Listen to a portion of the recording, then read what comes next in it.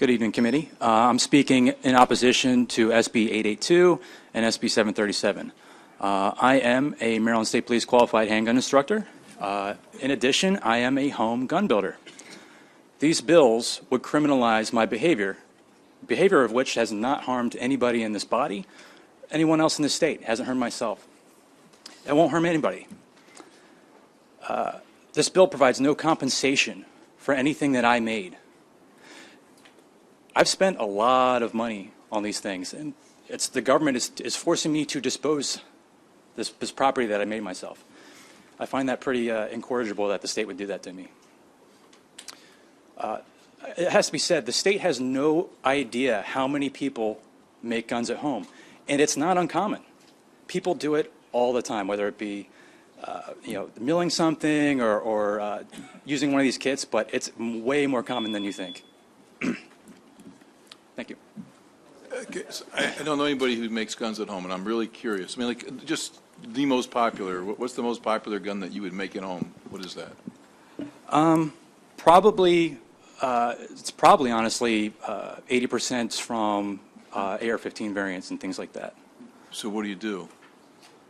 You buy a receiver online, or if you're really savvy, you smelt the aluminum from beer cans or something like that, and you make it into a plaster mold if you're really advanced.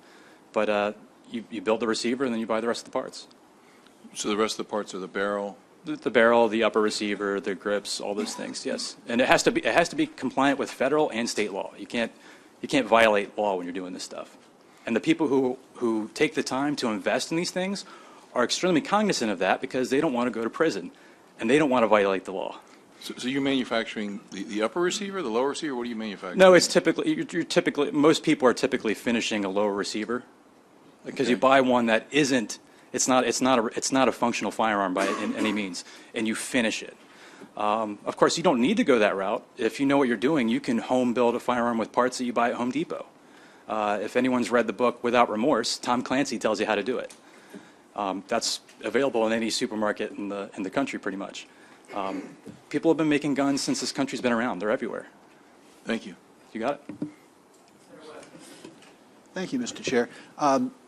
What seems now a day and a half ago, what was really about 1:30 this afternoon, I asked a couple of witnesses about a California law, which went into effect in 2018 and requires home manufacturers to apply to the state for a unique serial number. Yes. And then engrave that number on the firearm that they manufacture at home, and then report back to the state that they've done that. Yes. If we were to enact a variation of that in place of this bill that you're upset about, would you be as upset?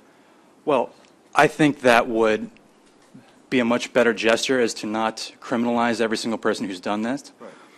Getting people to comply with that would be another question altogether. Well, you're a law abider. I sure am.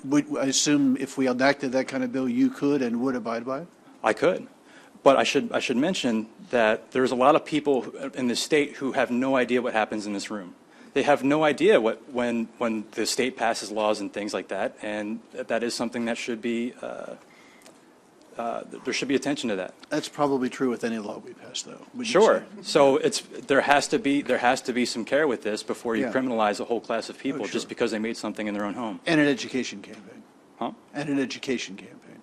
Yeah, sure. To let people know what we've done. You can certainly do that. Yeah, thank you. Thank you.